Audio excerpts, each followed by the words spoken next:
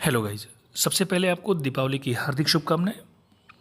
और अब दोस्तों बात करते हैं ब्रिज कोर्स से जुड़े हुए सारे प्रश्नों की। तो एक कंबाइंड वीडियो है, सारे प्रश्नों को इसमें कवर किया जाएगा और आपके हर डाउट को दूर किया जाएगा।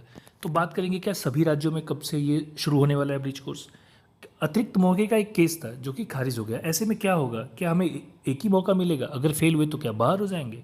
साथ ही प्रश्न पत्र एक में क्या आएगा, सबसे इंपॉर्टेंट वो कौन कौन से टॉपिक हैं जो 100% आएंगे, और केवल थोड़ा सा पढ़ के आप आराम से एक एक करके सारे सब्जेक्ट को आराम से पास कर सकते हैं। साथ ही परीक्षाएं कहाँ आयोजित होंगी, किताबें कैसे मिलेंगी, असाइनमेंट कैसे लिखना है, किस भाषा में लिखना है, तो इन तमाम मुद्दों को जानेंगे। बने रहिए। सबसे पहले दोस्तों बात करते हैं कि ब्रिज कोर्स सभी राज्यों में क्या 1 नवंबर से शुरू होगा, क्योंकि बहुत लोग मुझसे क्वेश्चन पूछते हैं कि सर उत्तराखंड में कब से होगा, मध्य प्रदेश में कब से होगा। तो देखिए, शिक्षा जो है समवर्ती सूची का विषय है। ऐसे में हर राज्य अलग अलग ब्रिज कोर्स को कंडक्ट कराएगा। तो ब्रिज कोर्स के लिए सुप्रीम कोर्ट का जो आदेश था वो ये था कि 1 साल के भीतर भीतर आपको ब्रिज कोर्स करा देना है। लेकिन डेट अलग अलग है। चूंकि जो 1 नवंबर की डेट है वो केवल उत्तर प्रदेश के लिए। अब उसके लिए आपको एक सबूत में दिखा देता हूँ। देखिए, जो हलफनामा था हाई कोर्ट में, वहाँ पे आप देख सकते हैं जो प्रेषक हैं आनंद कुमार सिंह जी, उत्तर प्रदेश के सचिव हैं, और जो जिनके लिए भेजा गया है शिक्षा निदेशक बेसिक, वो भी उत्तर प्रदेश शासन के।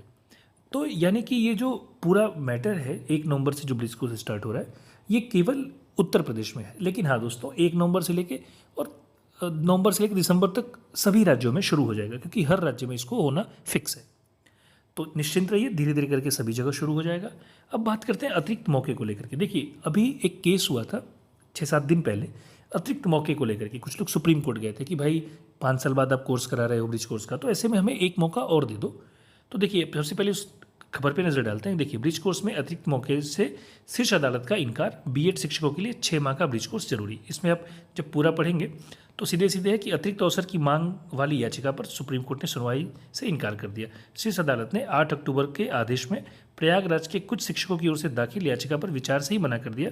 इससे पहले सुप्रीम कोर्ट ने 11 अगस्त 2023 से पहले नियुक्त बीएड अर्हताधारी शिक्षकों को अनिवार्य रूप से ब्रिज कोर्स के आदेश दिए थे। देखिए, इस बात को आप अच्छे से समझ लीजिए। और साथ ही है कि एक जो ये ब्रिज कोर्स है, इसको शुरू होने से 1 वर्ष में इसको पूरा करना अनिवार्य है। ऐसे में शिक्षक एक मौका और चाहते थे, पर सुप्रीम कोर्ट ने सीधे सीधे मना कर दिया। इस याचिका को ही सुप्रीम कोर्ट ने खारिज कर दिया। तो जाहिर सी बात है कि 1 साल का मौका इस कोर्स के लिए है। फिर है राष्ट्रीय मुक्त विश्वविद्यालय शिक्षा संस्थान की ओर से जारी प्राथमिक शिक्षा में 6 माह के प्रमाण पत्र पाठ्यक्रम को। देखिए, 6 माह का पाठ्यक्रम प्रमाण पत्र है, तो फिर 1 साल क्यों है? ये सबसे बड़ा प्रश्न है, और यही है कि कितने मौके आपको मिलने वाले हैं। तो जाहिर सी बात है कि सुप्रीम कोर्ट ने 1 साल का मौका दिया हुआ है, और ब्रिज कोर्स जो है दोस्तों वो 6 महीने का है। तो जाहिर सी बात है कि 6 महीने बाद आप जब पेपर दे लेंगे तो आप तो पास हो गए। फिर 1 साल क्यों? तो देखिए, ब्रिज कोर्स की जो अवधि हमेशा से रही है वो 1 साल की ही रही है। ऐसा नहीं कि आप बार बार फेल हो सकते हैं। एक बार फेल होना, यानी एक बार आपका बैक आना ठीक है, पर दोबारा बैक आया तो जाहिर सी बात है नौकरी आपकी खतरे में पड़ जाएगी। अब कुछ लोग पूछते हैं सर मैं मैटरनिटी लीव पे हूँ तो क्या मैं कैसे करूँ? देखिए, आप किसी भी लीव पे हों, आप पहले तो अपना रजिस्ट्रेशन अवश्य कर दीजिए, और रजिस्ट्रेशन के बाद अगर पेपर आप पहली बार ना दे पाए तो जाहिर सी बात है दोबारा मौका मिलेगा, और वो आप पेपर दे लीजिएगा। लेकिन कोशिश करिए कि मैटरनिटी लीव भी इसी प्रकार से हो। अब भाई किसी की डिलीवरी उसी टाइम हो तो अलग बात है, अदरवाइज कोशिश करिए कि 30 मई से पहले पहले आपकी छुट्टियां खत्म हो जाए, आप फिर से तैयार हो जाए पेपर के लिए।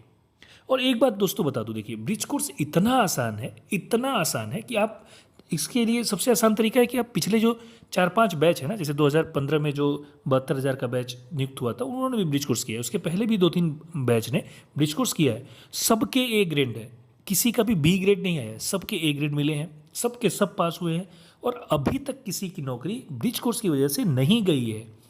तो जाहिर सी बात है कि जब अब तक नहीं गई तो अभी भी नहीं जाएगी। सब के सब आराम से पास होंगे। और दोस्तों लिख के रख लीजिए, सबका ए ग्रेड ही आएगा। कारण क्या है कि 3 पेपर जो है वो नंबर ज़्यादा आता है उसमें, और इसमें भी 75 नंबर के बाद 25 नंबर का असाइनमेंट, उसमें भी नंबर ज़्यादा आता है। तो ए ग्रेड ही सबका आएगा, तो निश्चिंत रहिए। अब बात करते हैं प्रश्न पत्र 1 को लेकर। देखिए, आप पूछते हैं कि सर इंपॉर्टेंट टॉपिक कौन से हैं, कौन से प्रश्न आएंगे, तो उनको लेके एक मैंने वीडियो बना दिया, खास करके एक एक करके चारों प्रश्न पत्रों का बनेगा। तो प्रश्न पत्र 1 में देखिए, शिक्षा से जुड़े प्रावधान, तीनों शिक्षा नीति आप जानते ही हैं, अभी नई शिक्षा नीति आ गई। फिर शिक्षा का अधिकार अधिनियम, राष्ट्रीय पाठ्यचर्या की रूपरेखा 2005 और 2023, क्योंकि अभी नई आई है, और साथ ही भारत में शिक्षा का विकास, प्राचीन समय में शिक्षा व्यवस्था कैसी थी और औपनिवेशिक काल में इसका विकास कैसे हुआ। जैसे मैकाले का घोषणा पत्र है, फिर वुड डिस्पैच है, फिर हंटर कमीशन है, फिर हार्टोग समिति है। तो ये सारी चीज़ें एक एक करके हम वीडियो में डिस्कस करेंगे। पेशेवर शिक्षक के रूप में शिक्षकों के कार्य, जैसे कि एक सुसाधक के रूप में शिक्षक, व्यवस्थापक के रूप में शिक्षक, शोधकर्ता के रूप में, नेता के रूप में। आपने ये पढ़ा होगा बीटीसी, जिन आप लोगों ने नहीं किया, पर बीटीसी में ये कोर सब्जेक्ट में आता है। साथ ही प्रारंभिक शिक्षा में गुणवत्ता का विकास कैसे किया जाए, ये एक महत्वपूर्ण टॉपिक है। और शिक्षार्थियों का समग्र विकास कैसे हो, नैतिक और आध्यात्मिक। अब आप कहेंगे कि सर ये क्वेश्चन पेपर, आप क्वेश्चन पेपर देखेंगे तो आपको अच्छे से समझ में आएगा कि ये टॉपिक कितने इंपॉर्टेंट है और केवल इन्हीं 8 टॉपिक से पूरा क्वेश्चन आने वाला है। देखिए, ये 521 का प्रश्न पत्र है, आप देख सकते हैं ऊपर, प्राथमिक शिक्षकों के व्यावसायिक विकास पाठ्यक्रम जो ये है। इसमें आप देख सकते हैं कि प्रश्न पत्र के पहले पृष्ठ पर अपना अनुक्रमांक अवश्य लिखें। ये जो जितना इंस्ट्रक्शन है, और इंस्ट्रक्शन में एक इंपॉर्टेंट इंस्ट्रक्शन 5वां आप देख सकते हैं कि आपको ये प्रश्न पत्र 2 भाषाओं में मिलेगा और आप 22 भाषाओं में, जो संविधान की 8वीं अनुसूची की 22 भाषाएं हैं, आप किसी भी भाषा में लिख सकते हैं। वो कॉपियाँ चेक होंगी, बेझिझक होकर लिखिए, कोई डरने की बात नहीं है। अब इसके बाद दोस्तों देखते हैं कि जो निर्देश है कि इसमें कुल 19 प्रश्न हैं, जो 3 भागों में, भाग 1, भाग 2 और भाग 3। अब देखिए दोस्तों, जो भाग 1 है वो 10 अति लघु उत्तरीय प्रश्न, छोटे छोटे प्रश्न हैं, 2-2 लाइन के, और इसके लिए 2 अंक निर्धारित है। जो दूसरा भाग है उसमें 7 लघु उत्तरीय प्रश्न हैं और प्रत्येक प्रश्न के लिए 5 अंक निर्धारित है, यानी कि 35 अंक का वो हो गया और 20 अंक का ये, कुल 55 अंक हो गए। और भाग 3 जो है इसमें 2 दीर्घ उत्तरीय प्रश्न हैं और इसमें जो आपको अथवा के रूप में मिलेगा कि 2 प्रश्न रहेंगे, उसमें से आप कोई भी एक कर लीजिए। ऐसे में इसमें से कुल 4 प्रश्नों में से 2 प्रश्न करने हैं भाग 3 में। अब दोस्तों देखते हैं भाग 1 के प्रश्नों को। देखिए, बुद्ध काल के दौरान अनुदेश प्रदान करते समय अनुपालित किए जाने वाले 3 कदम, बहुत आसान क्वेश्चन है। फिर मध्यकाल के दौरान मदरसा में पढ़ाए जाने वाले किन्हीं 4 धर्मनिरपेक्ष विषय, बहुत सारे धर्मनिरपेक्ष विषय थे पर 4, जैसे बस आप अरबी फारसी को हटा दीजिए, बाकी सब धर्मनिरपेक्ष थे। प्राथमिक कक्षाओं में RTE एक्ट 2009 द्वारा संस्तुत शिक्षक और विद्यार्थी अनुपात क्या है, एकदम आपको आसान, बहुत आसान प्रश्न है। और चूंकि हिमाचल प्रदेश का है तो इसलिए हिमाचल प्रदेश में उच्च प्राथमिक स्तर पर सितंबर 2024 में शिक्षक विद्यार्थी अनुपात क्या था। बच्चों के अधिकार को सुरक्षित रखने के लिए RTE एक्ट 2009 में क्या प्रावधान है। फिर RTE 2009 RTE एक्ट से फिर एक क्वेश्चन। फिर संपूर्ण गुणवत्ता प्रबंधन क्या, ये भी RTE से है, और कोई 2 क्षेत्र लिख दीजिए जिसमें इसका यूज़ होता है। फिर 10वां प्रश्न देख सकते हैं, विद्यालयों में संगठित किए जाने वाले किन्हीं 2 व्यावसायिक क्रियाकलापों के नाम। अब भाग 2 देखिए, अब इसमें जो इंपॉर्टेंट टॉपिक था उसमें सबसे पहला क्वेश्चन क्या है कि ब्रिटिश काल के दौरान प्राथमिक शिक्षा के विकास पर चर्चा करिए। 1813 आपको याद होगा कि 1 लाख रुपए बजट के लिए खर्च किया गया था। फिर उसमें मैकाले मिनट्स आया, तो वो भी लिख सकते हैं। फिर आप उसके नीचे वाला प्रश्न देखिए, धर्मनिरपेक्ष शिक्षा, यहाँ भी लिख सकते हैं। सर्व शिक्षा अभियान के बारे में लिख सकते हैं या MDM के बारे में लिख सकते हैं। तो बहुत आसान प्रश्न है दोस्तों, बहुत आसान। और ऐसे जो दीर्घ उत्तरीय प्रश्न है उनको भी आप देख सकते हैं। तो कुल मिला के जो इम्पॉर्टेंट टॉपिक है वो आपको मैंने पहले ही बता दिया है कि इन्हीं 8 टॉपिक से लगभग सारे प्रश्न। देखिए, जो बड़े प्रश्न है, जैसे मान लीजिए 16वां प्रश्न आप ले लीजिए कि बुनियादी इंफ्रास्ट्रक्चर और अन्य सुविधाओं के संदर्भ में गुणवत्तापूर्ण प्राथमिक शिक्षा के आयामों पर चर्चा, या शिक्षण अधिगम समय के संदर्भ में गुणवत्तापूर्ण प्राथमिक शिक्षा के आयाम पर चर्चा। तो दोनों में से कोई ना कोई एक उस इम्पॉर्टेंट टॉपिक से मिल ही जाएगा। अब ये देखिए, जो तीसरा प्रश्न, जो तीसरा खंड है, उसमें कंप्यूटर एडेड लर्निंग प्रोग्राम और बालिकाओं तथा लैंगिक क्रियाकलापों के विशेष संदर्भ में। अब चूंकि हिमाचल प्रदेश का पेपर है तो इसलिए हिमाचल प्रदेश में प्राथमिक शिक्षा स्तर पर योजनाओं और हस्तक्षेपों की चर्चा कीजिए। या फिर शिक्षा का अधिकार अधिनियम 2009 की अपेक्षाओं और चुनौतियों की चर्चा कीजिए। देखिए, शिक्षा का अधिकार अधिनियम से 3 प्रश्न हो चुके हैं, एक बड़े में और 2 अति लघु उत्तरीय में। तो बहुत इंपॉर्टेंट टॉपिक है ये।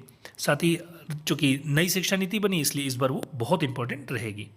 अब बात करते हैं परीक्षाएं कहाँ होंगी और किस माध्यम से होंगी। देखिए, सभी की सभी परीक्षाएं डाइट पर होंगी और इसको आप संविधान की 22 भाषाओं में, पहले ही बताया था कि किसी भी भाषा में आप इसको लिख सकते हैं। और प्रश्न पत्र आपको अपनी राजभाषा में मिलेगा, जैसे आप उत्तर प्रदेश में तो हिंदी और इंग्लिश में मिलेगा। और असाइनमेंट के लिए आपको ऑनलाइन क्वेश्चन मिल जाएंगे NIOS की साइट पर, और आपको उसका उत्तर लिख के उनको देना पड़ता है। इसके लिए मैं आपको पूरी की पूरी सहायता करूँगा। मैं खुद असाइनमेंट इवन लिख के आपको दे दूँगा, आप उसमें से थोड़ा बहुत परिवर्तन के साथ उसको लिख सकते हैं, एज इट इज़ भी लिख सकते हैं, क्योंकि कोई दिक्कत इससे नहीं होने वाली है। और हाँ, एक आउटलाइनर मैं ड्रॉ कर दूंगा कि इस ये पॉइंट होने चाहिए, आप उससे भी लिख करके अपना काम चला सकते हैं और अच्छा नंबर पा सकते हैं। तो इन हर तरीके से आपकी सहायता की जाएगी। धन्यवाद दोस्तों, थैंक यू सो मच।